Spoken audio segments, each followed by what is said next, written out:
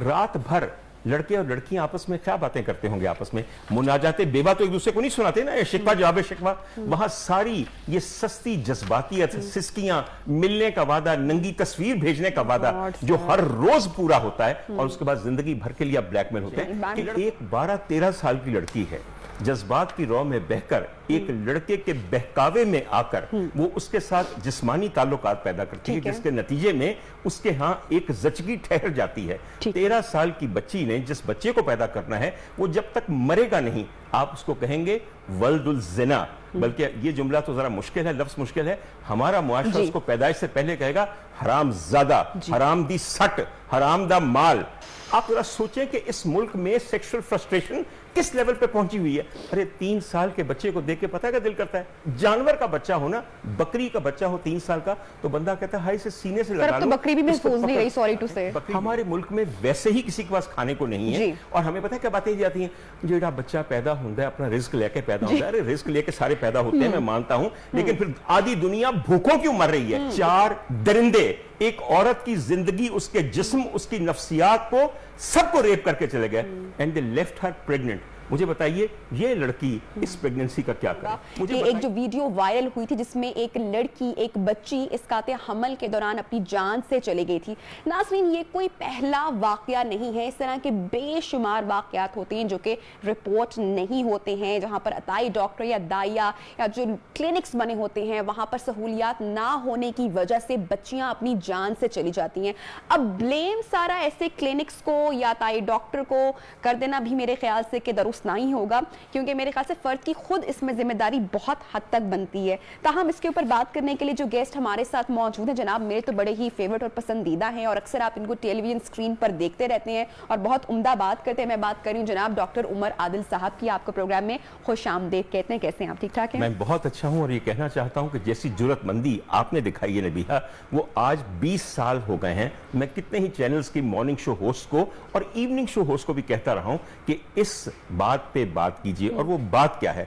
बात यह है कि एक अनवांटेड प्रेगनेंसी, एक ऐसी जचगी जिसके अंदर ना प्लानिंग हो, ना ही किसी किस्म की उम्मीद हो और जिसके अंदर मुनाकिहत का रिश्ता ना हो एक आदमी और औरत के दरमियान, उस प्रेगनेंसी को क्या एक औरत के रहम में पलने की इजाजत देनी चाहिए या नहीं? क्या औरत को यह इख्तियार नहीं मिलना चाहिए कि अगर मेरा जिस्म मेरी मर्जी है तो मेरे जिस्म के रहमे मादर के अंदर जो जानदार पल रहा है या जो कंसीव हो गया है, क्या मैं उसको कंटिन्यू करूं? क्या उसको मैं इस दुनिया में लेकर आऊं और एक ऐसे बच्चे को दुनिया में लेकर आऊं जो पैदाइश से पहले ही स्टिग्मेटाइज्ड है और वह स्टिग्मा है? सॉरी टू से मैं यहाँ पे ये बात कह रही हूँ, लेकिन मैं ये बात इसलिए बोल रही हूँ क्योंकि ये जुमला आपने भी बहुत बार सुना होगा और मैंने भी बहुत बार सुना और मुझे बहुत तकलीफ होती है जब मैं ये लफ्ज सुनती हूँ या जुमला सुनती हूँ कि औरत को हमारे यहाँ बच्चा पैदा करने की मशीन समझा जाता है। एब्सोल्युटली, बिल्कुल समझा जाता है। ये एक अलग बात है, वो है बहुत ज्यादा बच्चे पैदा करना।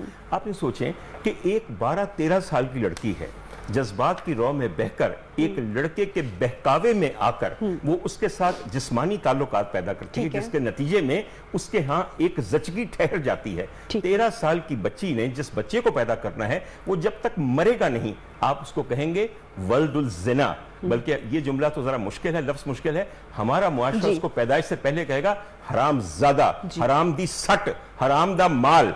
आप मुझे बताइए इस बच्चे को क्या कसूर है कि इसको दुनिया में आने दिया जाए? उस बच्ची का क्या कसूर है जिसके यहाँ ना कोई सेक्स एजुकेशन थी, ना कोई तालीम थी, ना ही किसी किस्म की कोई निगहदाश्त और सरपरस्ती थी?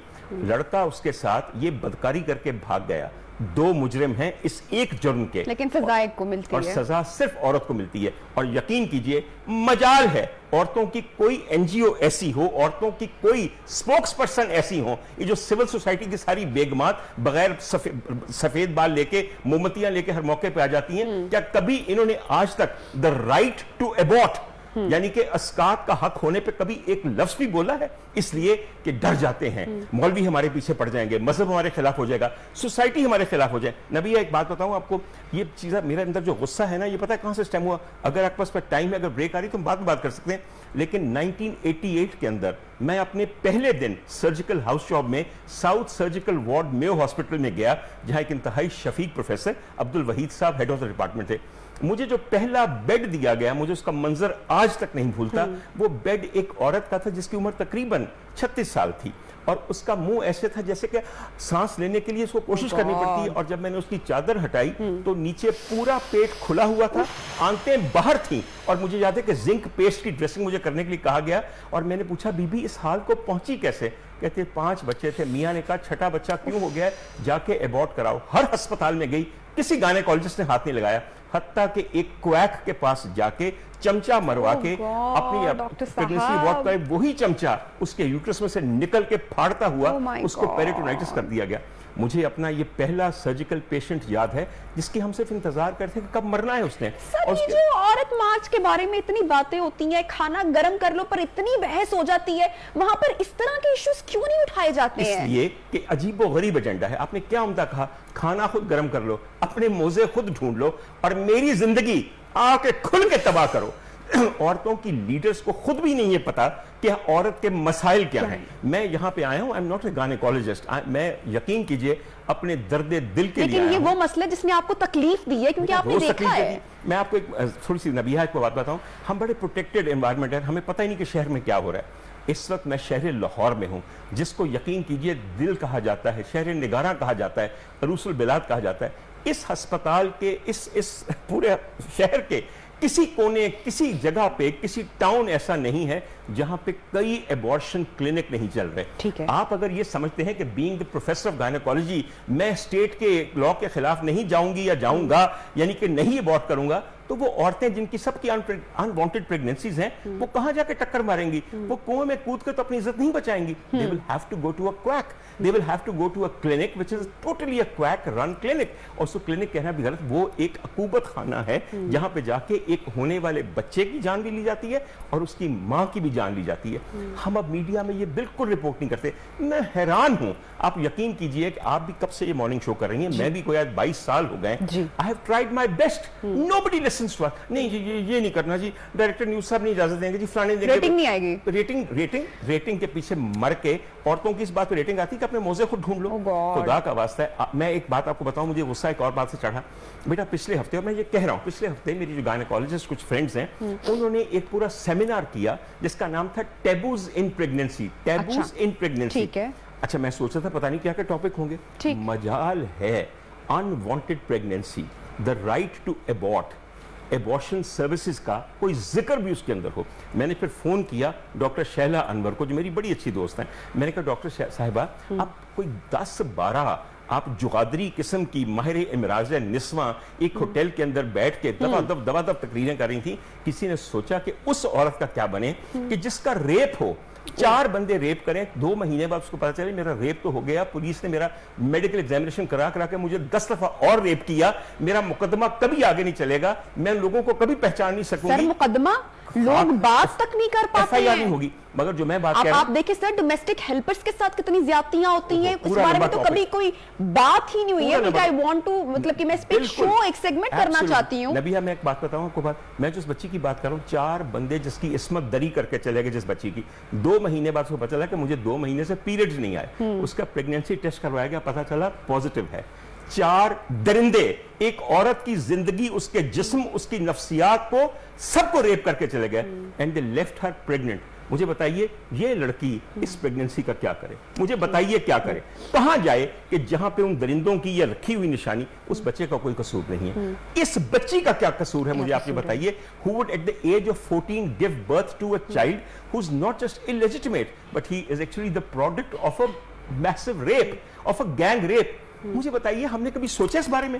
یقین کیجئے اتنی بڑی بڑی خواتین آپ کی دوپٹے لے کر اور بھائیے کی چوڑیاں پہن کر, انگوٹھیاں پہن کے ہماری اسمبلی میں بیٹھی ہوئی ہیں, بڑے بل موو ہوتے ہیں, سینیٹ میں عورتیں بیٹھی ہوئی ہیں. مجھے آپ یہ بتائیے کبھی کسی عورت میں اتنی جرت ہوئی کہ عورت کے ساتھ ہونے والی اس زیادتی کے بارے میں ایک دفعہ آواز اٹھائے؟ سر لعنت ہے باقی تمام چیزوں پہ جو وہ کر رہی ہیں بیٹھ کے. عورت کے حالات پہلے سے بہت بگڑ گئے. اس میں اگر ہم شادی شدہ خواتین یا ان کپلز کا بھی ذکر کریں کہ جو پاپولیشن کونسل سروے کے مطابق, یہاں پہ ہم فیکٹس بھی ہمارے آڈینس کے ساتھ شیئر کر دیتے ہیں کہ تقریباً ہر سال 20 لاکھ خواتین اسقاط حمل کرواتی ہیں, اور ان میں سے جو زیادہ تر کا تعلق ہے وہ میرڈ کپلز ہیں, میرڈ خواتین. یہ آپ کا خیال ہے کہ زیادہ تر کا تعلق ہے؟ میں میرڈ کپل کی بات کرتا ہوں. نبیہ میں آپ کی بات کرتا ہوں, میری بچیوں کی طرح ماشاءاللہ अल्लाह ने आपको एक बहुत अच्छा शौहर दिया, फिर जब शादी हो गई आप और आपके शौहर मिलके बैठे कि we want to start a family, so you planned a family. आपने सोचा कि मैं भी काम करती हूँ, वो भी काम करते हैं, हमारी इतनी इनकम है, मैं कितना वक्त ऑफ ले सकती हूँ, जाहिर है मेरे जिस्म में तब्दीलियां आएंगी तो मेरी अपीयरेंस पे क्या असर होगा,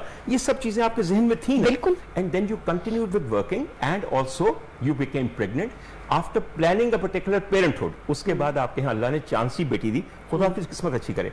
एक मैरिड लड़की जो काम कर रही है, जिसका मियाँ है, बरसर रोजगार है, दे प्लान, फाइनेंशियल प्लानिंग उसमें होती है कि क्या हम सब नहीं करते plan. I recently met a couple और मुझे खातून से मिलके बड़ी हैरानगी हुई, क्योंकि वो दोनों बहुत पढ़े लिखे थे, सोसाइटी में अच्छा काम कर रहे थे, और मुझे जब खातून से मैंने बात की तो शी टोल्ड मी कि उसके 3 साल जो है वो उसकी प्रेग्नेंट, 3 बच्चे हैं उसके, जो कि 1-1 साल के वक्फे के बाद हुए हैं, और तीनों ऑपरेशन से हुए हैं, and she was pissed off and frustrated. और मैंने कहा तुम लोगों ने I mean, how? उस तरफ आ रहा हूं आपकी बात। मैं आपकी बच्ची की बात कर रहा था। बच्ची जब पैदा हुई, this was a planned child. Yes. उसको भी पालने में कितनी मुश्किलात हैं, उसको भी प्रोवाइड करने में कितनी मुश्किलात हैं। हमारे मुल्क में वैसे ही किसी के पास खाने को नहीं है, और हमें पता है क्या बातें जाती हैं, जेड़ा बच्चा पैदा होता है अपना रिस्क लेके पैदा होता है। अरे रिस्क लेके सारे पैदा होते हैं, मैं मानता हूं, लेकिन फिर आधी दुनिया भूखों क्यों मर रही है, वो तुम्हारी प्लानिंग वजह से। राज़िक मेरा मौला है, उसने हर एक लिए रिस्क रखा, हमने ज्यादती की, हम अपने अल्लाह से ज्यादती करते हैं कि उसके निजाम में दखल देते हैं, इतदाल की राह नहीं अपनाते। आपने जिस खातून का जिक्र किया कि 3 उसके सिजेरियन सेक्शन हो चुके हैं और उसकी जान पे बनी हुई है, उस आई एम श्योर कि चौथी प्रेगनेंसी में उसका यूट्रस फट जाएगा, बिल्कुल वो इतनी दफा स्टिच हो चुका है। मैं से फर्ज करूं नबिया, उस औरत के लिए आपकी फैमिली प्लानिंग सर्विसेज इतनी इनइफेक्टिव हैं। हमारे ज़माने में टीवी पे कम से कम एक इश्तिहार आता था, हम 2 हमारे 2।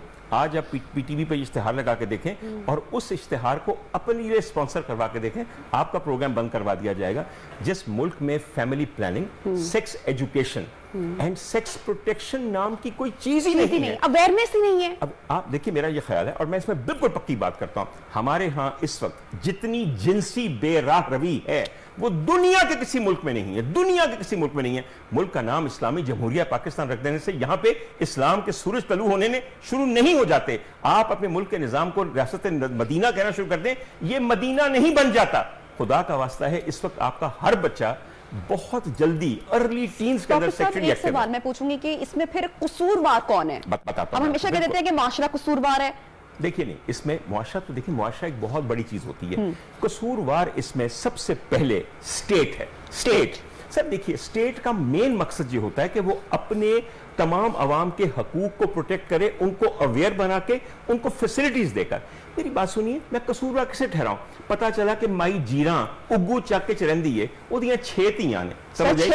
सर, मैं रिसेंटली शो पर एक शख्स से मुलाकात हुई और वो किसी बेचारगी में आए और बेटे के साथ बड़ा किसी वर्कशॉप पे जो है वो जुल्म तशद्दुद हुआ, बड़ी वीडियो भी वायरल हुई। तो हम एक सेगमेंट कर रहे थे, मैंने ब्रेक में पूछा उस मर्द से, मैंने कहा कितने बच्चे हैं आपके?